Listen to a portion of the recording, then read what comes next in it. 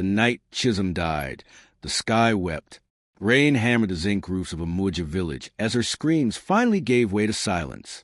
Inside the small mud house, the midwife wrapped a crying newborn in old cloth, her weathered hands trembling.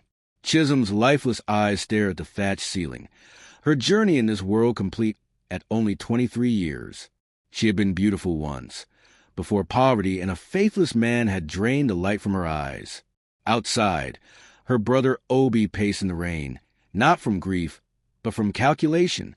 His sister was gone, leaving behind a fatherless child and mountains of debt that threatened to swallow him whole. The moneylenders had given him one more week before they took his land, his house, everything. Beside him stood Ngozi, Chisholm's older sister, her face hard as stone despite the tears mixing with rainwater on her cheeks. 500,000 naira, Obi whispered, turning to face Ngozi. That's what Mama Adana offered when she heard Chisholm was pregnant. She's been searching for a child for years. Her husband died without giving her one. Ngozi's breath caught in her throat. You can't be serious. That's our sister's baby in there. Our blood. Our dead sister. Obi hissed, grabbing her arm. And we're drowning in debt. The moneylenders will take everything. This child would grow up in poverty anyway, suffering like we're suffering. With Mama Adana, she'll have everything. Food, education, a future. We'd actually be doing the child a favor. The rationalization hung between them like smoke. Ngozi wanted to protest, but she thought of her own children going to bed hungry. She thought of the school fees she couldn't pay. She thought of how money could solve all their problems. The midwife emerged, holding the squirming bundle. A girl, she announced. Strong lungs. She'll survive if she's fed properly. Obi and Ngozi exchanged a look that sealed the child's fate. By morning, before the village fully awoke, Mama Dana's car arrived at the compound, sleek and black like a hearse.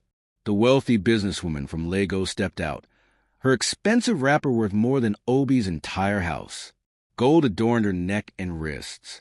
This was a woman who could buy anything, including someone else's child. No words were wasted. Money exchanged hands, counted quickly in the dim light of dawn. A baby exchanged arms, Mama Dana's face softening as she cradled the infant. For a moment, something like guilt flickered across Obi's face, but the thick envelope of cash in his pocket smothered it. Tell the village the child died with the mother. Mama Dana instructed, settling into her car with the infant. It's better this way. Cleaner. No one will ask questions. 3 days later, a small wooden box, empty except for stones to give it weight, was buried beside Chisholm's fresh grave. The village mourned 2 losses instead of 1. Women wailed. Men shook their heads at the cruelty of fate. Obi and Ngozi stood by the graves, accepting condolences with practiced grief, their faces masks of sorrow. The 500,000 naira was already being counted in Obi's locked room, already being divided, already being spent in their minds. From beneath the ancient Irako tree, Elder Emeka watched it all with ancient, knowing eyes. He had seen Mama Dana's car in the early morning darkness. He had heard the whispered conversations.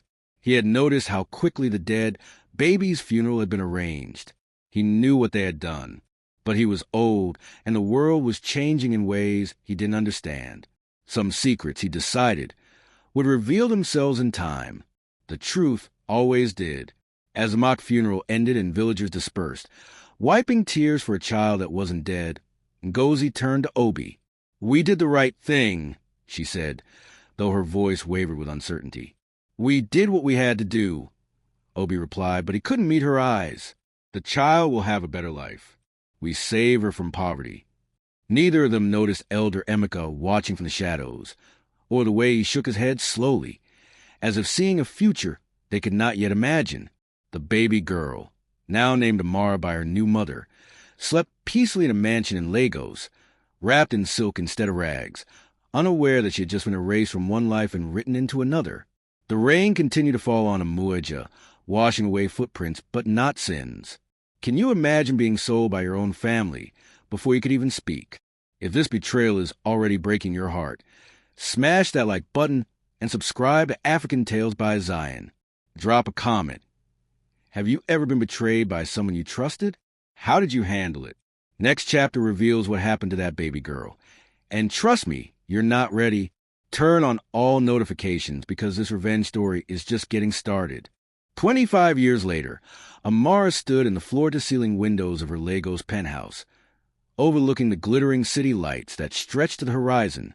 At 25, she had everything society said mattered: a law degree from Oxford, a thriving human rights practice that represented the voiceless, designer clothes hanging in a walk-in closet, and a Mercedes-Benz sitting in the underground garage. Magazine covers called her Africa's rising legal star. Yet despite all this success, something always felt hollow, like a room with an echo where there should be warmth. "Mama, why don't I look like you?" she had asked as a child, staring at their reflections in the mirror. Mama Adana would smile gently and say, "Because you're special, my darling. God made you just for me. You're my miracle." It was enough then. Children accept simple answers. But as Amara grew older, the questions grew louder, more insistent. Why were there no baby pictures? Why did Mama Adana tense whenever adoption was mentioned on television? Why did her mother's eyes sometimes fill with something that looked like guilt when she watched Amara sleep? Why had they never visited any relatives from Mama Adana's side? Amara had tried to investigate on her own, but every trail led nowhere. No adoption papers. No records. It was as if she had simply appeared in Mama Adana's life, fully formed. Now, sitting beside Mama Adana's hospital bed in the private wing of Lagos' most expensive hospital, Amara finally got her answers. Cancer had reduced a once robust woman to a frail shadow of herself, her skin hanging loose on bones that seemed too fragile to support life. The doctors had given her weeks at most. Her time was measured in sunrises, not seasons. "There's something I must tell you," Mama Adana whispered, her voice barely audible above the steady beeping of machines. "Something I should have told you years ago, but I was too much of a coward, too afraid of losing you." Amara leaned closer, her heart already pounding with dread. "Mama, whatever it is, I bought you, Amara." The words came out in a rush, as if Mama Adana had been holding them back for decades. "Your mother died giving birth to you in a village called Amuja. Your uncle and aunt, they sold you to me for 500,000 naira. The words hit like a physical blow. The room seemed to tilt. Amara's hands trembled as she gripped the bed rail. "What?" Mama Adana's tears flowed freely now, tracking down her hollow cheeks. "I was desperate for a child. My husband had just died in a car accident. I was alone, childless, drowning in grief. I heard through connections about a pregnant woman in a village, unmarried, dying. I made arrangements. I told myself I was saving you from poverty, that I would give you opportunities you'd never have otherwise. And I did, didn't I? I loved you with everything I had." "You bought me," Amara repeated, her voice hollow, distant, like a bag of rice, like property. "Your mother's name was Chisholm. She was beautiful," they said, "kind but poor, abandoned by the father of her child. She died bringing you into this world, and her siblings saw an opportunity in that tragedy. They took my money and told the village you died too. They buried an empty box next to your mother's grave and kept the cash." Amara stood abruptly, walking to the window, her mind racing. Everything she knew about herself was a lie built on a transaction. From the bedside table, Mama Adana's shaking hand produced a yellowed envelope. "This is everything. Your Uncle Obi, your Aunt Ngozi. Names, addresses, old photographs. They're still in Amuja. The money's long gone, I'm sure. It always is. But you deserve to know the truth. You deserve to know where you came from, even if where you came from didn't want you."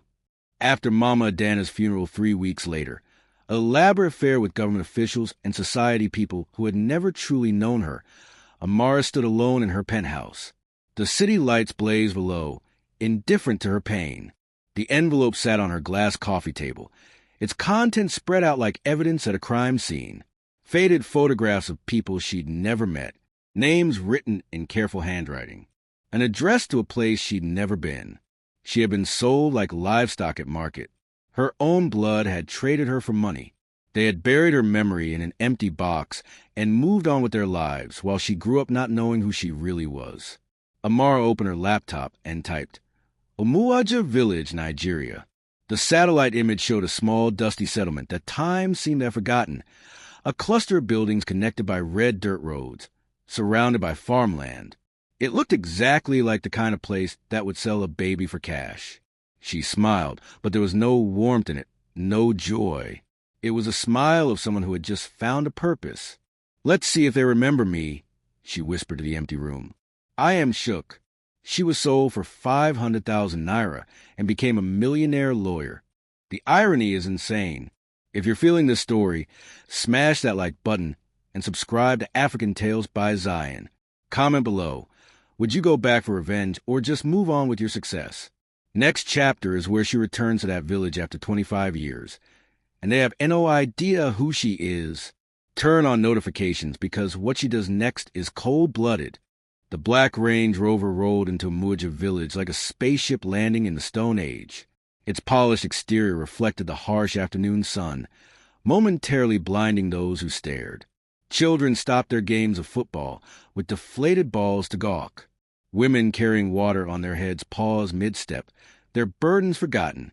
Men working in nearby fields straightened up, shading their eyes. This was a place where even regular cars were rare events. This vehicle screamed wealth that seemed obscene against the backdrop of poverty. Amara stepped out in a crisp white pantsuit that probably cost more than most villagers earned in a year. Designer sunglasses hid her eyes, but couldn't hide the confidence in her posture. She was a woman who belonged to a different world, and she knew it. 25 years had passed since she'd been taken from this place, but the village looked frozen in time, as if the years had simply passed over it without touching anything. The same red dirt roads, now baked hard by the dry season. The same mud houses with rusting zinc roofs. The same grinding poverty that had made a baby's life worth 500,000 naira. Excuse me, she said to a young man carrying firewood on his shoulder, his shirt soaked with sweat. I'm looking for Elder Emeka. The young man's eyes widened, taking in her expensive clothes, her car, her whole presence. The elder? He lives near the Irako tree, that way. He pointed with his chin, too awed to use his hands. As Amara walked through the village, whispers followed her like wine through dry grass. Who is she? Look at her car. She must be from the government.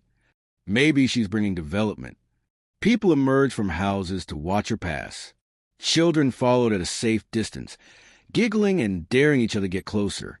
Elder Emeka sat on a wooden bench outside his compound, ancient as a massive Irako tree that provided shade behind him.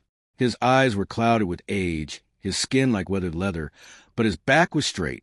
When he saw Amara approach, something flickered in those cloudy eyes. Recognition? Impossible.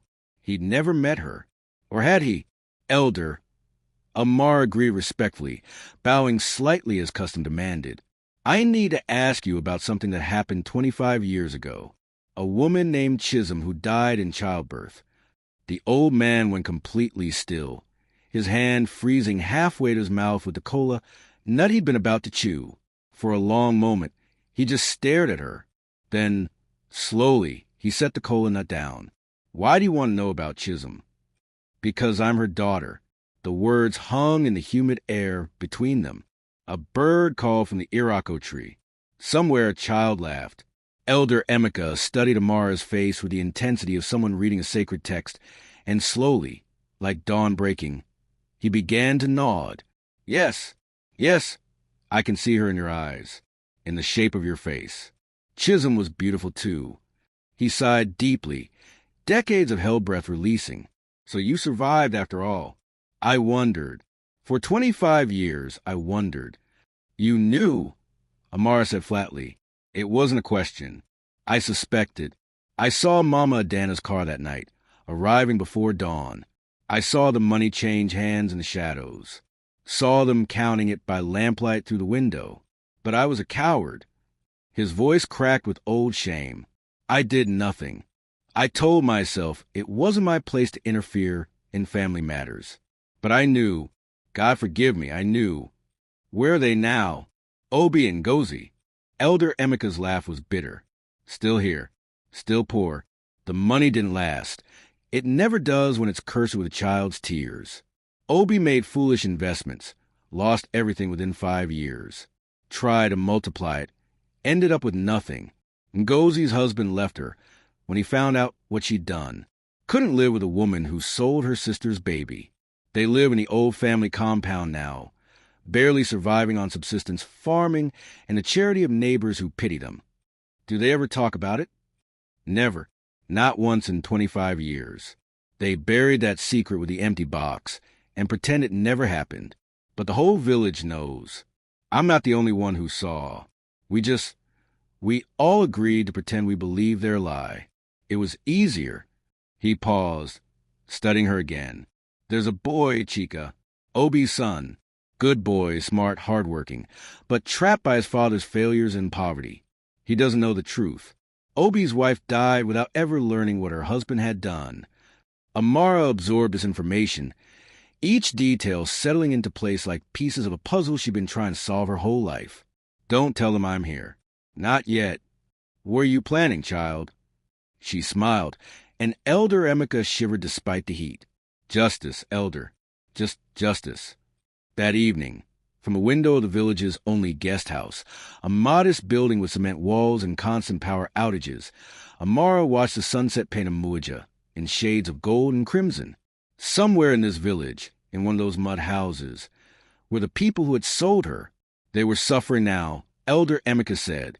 Poor, struggling, forgotten, good, but not good enough. She didn't want them in jail. She didn't want them dead.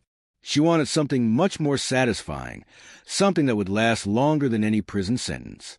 She wanted them to understand, with crystal clarity, exactly what they had thrown away. She wanted them to see what their 500,000 naira had cost them. She wanted them to live with that knowledge every single day, every waking moment, for the rest of their miserable lives. Amara smiled in the gathering darkness, her reflection in the window, showing a woman who looked like success but felt like vengeance. Tomorrow, she would introduce herself to the village, but not as Chisholm's daughter. Not yet. First, she needed to set the stage. The baby they sold is back, and they don't even know it yet. The tension is killing me. If you're on the edge of your seat, like this video, and subscribe to AfricanTales by Zion. Comment. What would be your revenge plan? Would you expose them immediately or play the long game? Next chapter is a confrontation, where she reveals who she is in front of the entire village. Hit that notification bell, because you do not want to miss this explosive moment. The village square buzzed with unprecedented excitement. Elder Emeka had announced that a wealthy philanthropist wanted to meet with the entire community about potential development projects. In a place where opportunities were rarer than rain in drought season, this was enormous news. Everyone gathered under the ancient Irako tree, dressed in their best clothes, which for most meant their least patched outfits.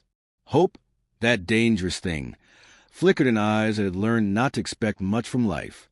Amara arrived exactly at noon when the sun was highest and shadows shortest, ensuring everyone could see her clearly. The Range Rover's arrival silenced conversations mid-sentence. She stepped out slowly, deliberately, letting them take in the full picture. Designer suit, expensive jewelry, the kind of shoes that cost more than a year's harvest. The crowd parted like water as she walked to the raised platform where village meetings were held, her heels clicking against the packed earth. In the crowd, she spotted them immediately. Obi stood near the middle, gray-haired and thin, his clothes worn but clean, recently washed for this occasion. His face bore the marks of hard years, deep lines around his mouth, eyes that had seen too much disappointment. Beside him stood Ngozi, her face carved by years of hardship and something else. Guilt, perhaps, though she probably stopped recognizing it as such long ago. They leaned forward eagerly, hope naked on their faces. A rich philanthropist meant possibility, meant change, meant, perhaps, an end to their poverty. If only they knew. Good afternoon, people of Umoja. Amara began, her voice clear and confident, trained by years of courtroom battles. My name is Amara Akoli. I'm a lawyer from Lagos, and I'm here because I believe in investing in communities that have been forgotten by progress. Excited murmurs rippled through the crowd like wind through grass. Obi and Ngozi exchanged glances, their expressions brightening. Perhaps this wealthy woman would help them. Perhaps their luck was finally changing. But before we discuss the future, Amara continued, her voice dropping slightly, becoming more intimate, I want to tell you a story about the past, about this village, about something that happened here 25 years ago. The crowd leaned in. Obi's smile began to fade. Something in Amara's tone carried a warning that his instincts recognized even if his mind hadn't caught up yet. 25 years ago, a woman died in this village giving birth. Her name was Chisholm. Some of you remember her. Young, beautiful, kind, unmarried and poor, abandoned by the father of her child.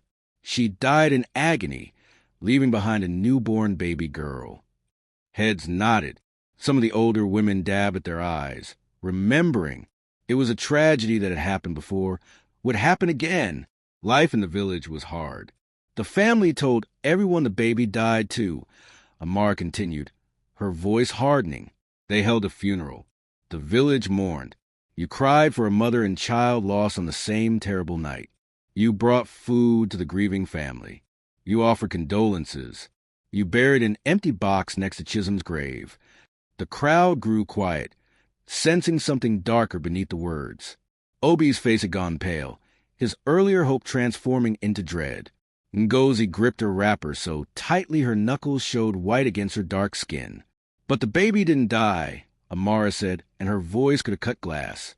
The baby was sold like a goat at market, to a wealthy woman from Lagos for 500,000 naira. The family took the money, buried an empty box, and lied to all of you. Gasps erupted like a physical wave. Heads turned sharply, looking for the guilty parties. Conversations exploded. Who? Where? Abomination! The crowd's mood shifted from excitement to anger in seconds. Obi tried to shrink into the crowd, but there was nowhere to hide. Ngozi's legs simply gave out. She fell to her knees in the dirt, her body shaking. The dam of 25 years of guilt finally burst. It's true, Ngozi wailed, her voice carrying over the angry crowd. God forgive us, it's true. We were drowning in debt. The money lenders were going to take everything. Obi said it was the only way. We sold Chisholm's baby. We sold our own blood for money. The crowd exploded. Abomination! How could you? Your own sister's child.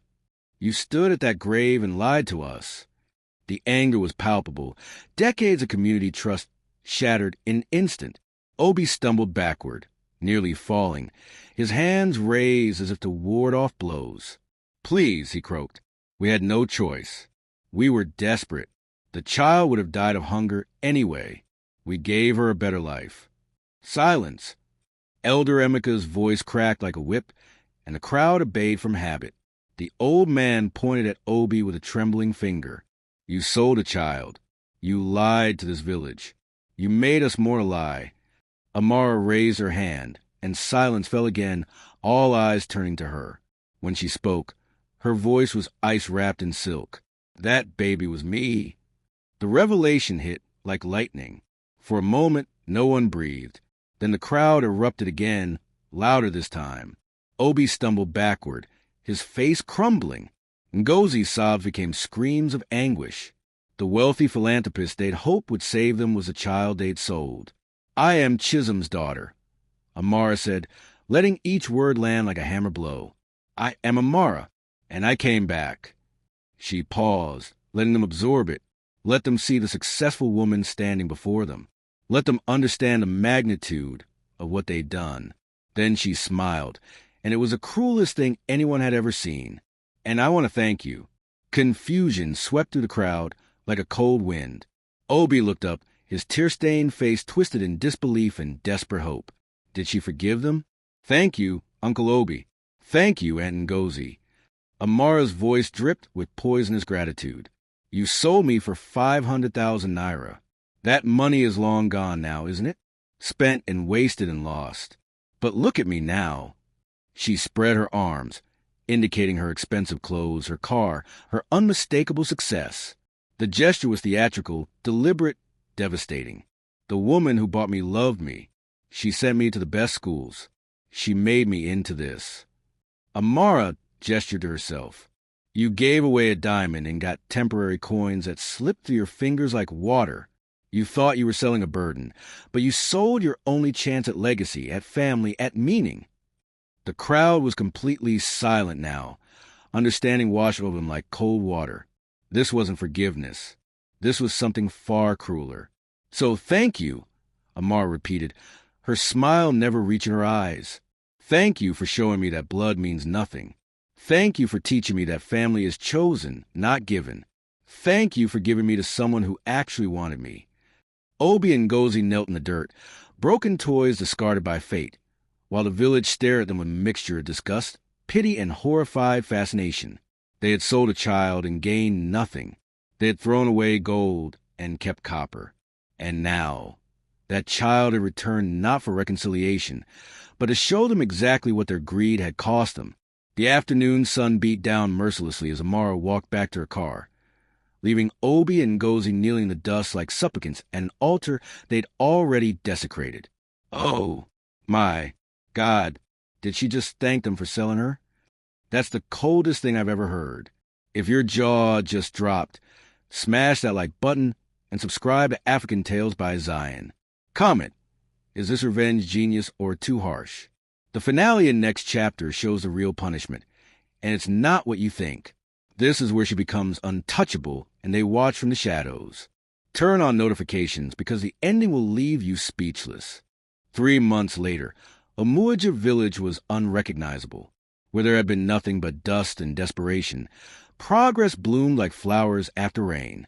A modern health clinic stood gleaming white in the sun, equipped with solar panels and actual medical equipment. A school with real classrooms, computers, and books replaced a crumbling structure where children had learned their letters sitting under trees.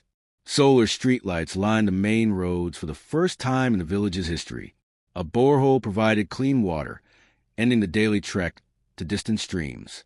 Jobs appeared, construction workers, teachers, clinic staff, pulling families out of grinding poverty. All of it funded by the Mama Adana Foundation. Every building bore bronze plaques with that name. Not Chisholm, her biological mother, who had died bringing her into the world. Not the village that had failed to protect her. But Mama Adana, the woman who had bought a baby and loved her anyway. The woman who had given Amara everything. Amara stood at the clinic's grand opening ceremony, cutting the ribbon while the village cheered with genuine joy. Children in new school uniforms sang songs they'd learned in actual classrooms. Women cried with relief that their babies would have access to real health care. Men shook Amara's hand, calling her a savior, a blessing, an answer to prayers they'd stopped believing would be heard. In the crowd, pushed to the very back by unspoken but unanimous agreement, Obi and Ngozi watched. They looked older than their 52 and 49 years, as if the weight of their guilt had physically aged them. Hollow-eyed and bent, they stood apart from the celebration, invisible despite being surrounded by hundreds of people. The village had not forgiven them. No one spoke to them unless absolutely necessary. No one invited them to celebrations or asked their opinions at meetings. They had become ghosts in their own home, present but not acknowledged. After the ceremony, as Amara shook hands and accepted gratitude, a young man approached her tentatively. He was perhaps 23, with honest eyes and calloused hands that spoke of hard work. "Miss Amara?" His voice was respectful, but nervous. "I'm Chika. Obi is my father." Amara studied him carefully. He had none of his father's weak chin or his aunt's hard eyes. He looked like someone who'd been dealt a bad hand, but was trying to play it honestly. "I know who you are," she said, not unkindly. "I didn't know what they did until you revealed it. I swear on my mother's grave, I had no idea." His voice cracked with emotion. "When you told everyone, I couldn't believe my father could do something so evil. My mother died never knowing what kind of man she married. Maybe that's a blessing. What do you want, Chika?" "Nothing for myself. I know I have no right to ask anything from you. But there's suffering. My father barely eats. My Aunt Ngozi cries herself to sleep every night. The whole village has turned against them. I'm not asking you to forgive them. What they did is unforgivable. But watching them slowly die from shame, it's breaking what's left of our family." Amara's expression didn't soften, but she tilted her head, considering. "And what about you? Are you ashamed of what your father did?" "I'm horrified, disgusted. I carry his name, but not his sins. I've told him that. I work to support myself and won't take anything he earned from selling you." There was a long pause. Then Amara said, "Come work for the foundation. You're not responsible for your father's sins, and I need someone local to manage operations here. Someone who knows the village, knows who genuinely needs help versus who's just looking for handouts." Chica's eyes widened in shock. "Really? You'd trust me after what my father did?" "You're not your father. I learned that lesson well. We don't inherit our parents' crimes, only their genetics. You'll be paid well, enough to support yourself, and build your own life separate from his shadow." She paused, and when she continued, her voice carried an edge that made Chica shiver. "Your father can watch you succeed where he failed. He can watch you work for the foundation built by the niece he sold. Every day, he'll see what could have been if he'd chosen differently." And so it was. Chica thrived in his new role, becoming the foundation's local manager. Within weeks, he was respected in the village for his fair judgment and hard work. His salary allowed him to build a small house, get married, start a life. Every day, Obi watched his son leave for work, wearing clothes bought with money from Amar's foundation. Every day, he watched his son become the man he'd failed to be. The foundation's work expanded systematically. When the village needed a new well, funds appeared immediately. When farmers needed equipment to improve their yields, it was provided free of charge. When students showed promise, scholarships to secondary schools and universities materialized. Every household in Amuja benefited from Amara's generosity. Every household except two. When Obi's roof collapsed during a storm, the foundation repaired every damaged roof in the village except his. When loans were given to farmers, his application was quietly ignored. When the clinic provided free health care, his family was told they'd need to pay full price. Nothing illegal, nothing could protest, just a systematic, deliberate exclusion from the prosperity blooming around them. "Why don't you help them?" a villager asked Amara during one of her visits. "Even dogs deserve scraps from the table." Amara's smile was colder than anything in nature. They made their choice 25 years ago. They chose 500,000 naira over family. They chose temporary money over lasting connection. Now they can live with that choice. I'm not punishing them. I'm simply respecting the transaction they made. They sold their family member. Family helps family, but they established that we aren't family. We're just people who completed a business transaction.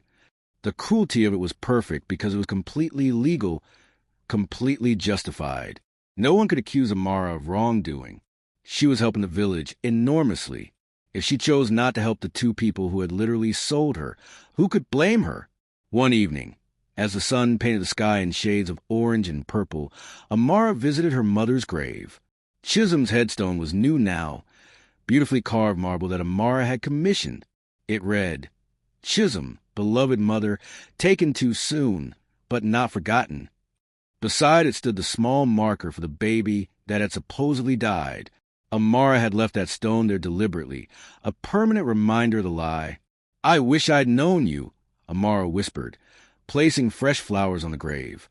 "I wish you could have seen what I became. But I'm grateful for the mother I got instead. Mama Dana loved me fiercely, completely. She gave me everything, including the strength to face this moment." Behind her, she heard the shuffle of feet on dirt. She didn't turn around, already knowing who it was. "Please." Obi's voice was barely human, worn down by months of isolation and regret. "Please, we're sorry. We were desperate. We thought we had no choice.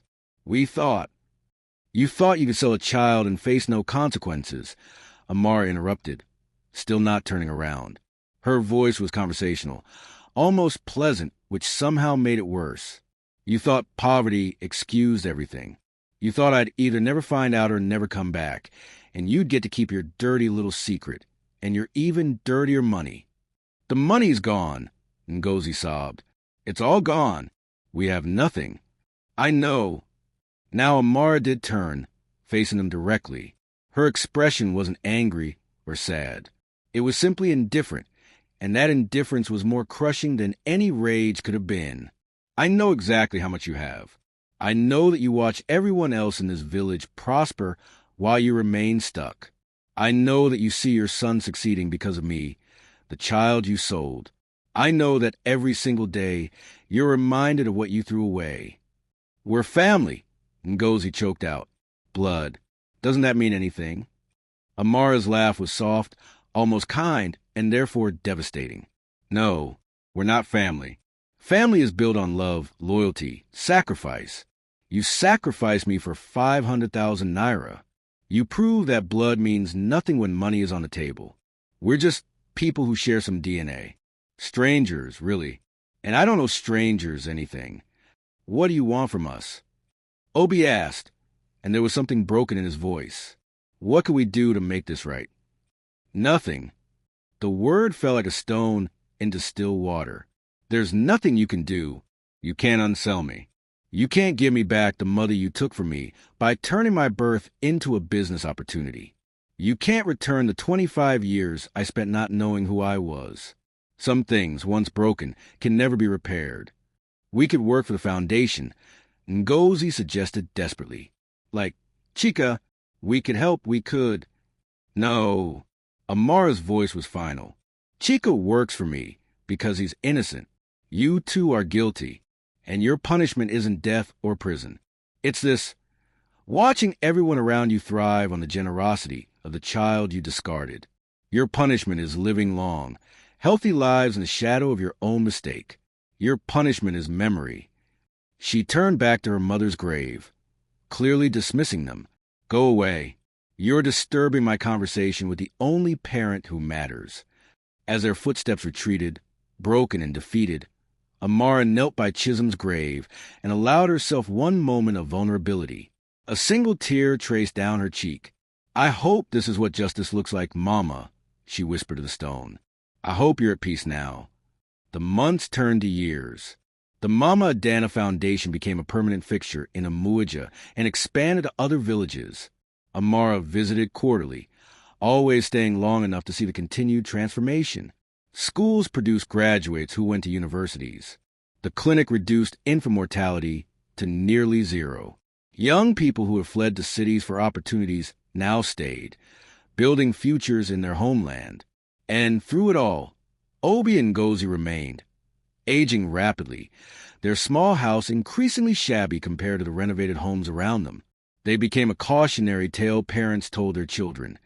See what happens when you value money over family? See what greed costs. Chica married a teacher from the new school. At the wedding, which Amara attended and generously funded, Obi and Ngozi sat in the very back, barely acknowledged. During his speech, Chica thanked Amara publicly, calling her the aunt who chose to be family when blood relations failed. The words hit Obi and Ngozi like physical blows. One day, Amara received word that Obi had fallen seriously ill. She was in Lagos when Chica called, his voice tight with conflicting emotions. He's asking for you, Chica said. He's dying and he wants to see you. To apologize properly before he goes. There was a long pause. Then Amara said, tell him I'm busy. Tell him I'll try to make it, but probably won't. Tell him the same thing he told the village 25 years ago, that sometimes people die, and that's just life. Amara, I sent flowers, she interrupted. Expensive ones. They should arrive tomorrow. That's more than he gave my mother when she died birthing me. Tell him we're even. Obi died 3 days later. Amara did not attend the funeral. She sent money for a decent burial. Exactly 500,000 naira, the same amount they'd sold her for. The entire village understood the symbolism. The message was clear. She had paid her debt to him, repaid the transaction in full. Ngozi lived another 5 years, growing more frail and isolated with each passing season. The foundation continued its work around her, transforming lives, creating opportunities, building futures. She watched it all from her window, a ghost haunting the edges of other people's happiness. When Ngozi finally died, Amara attended that funeral.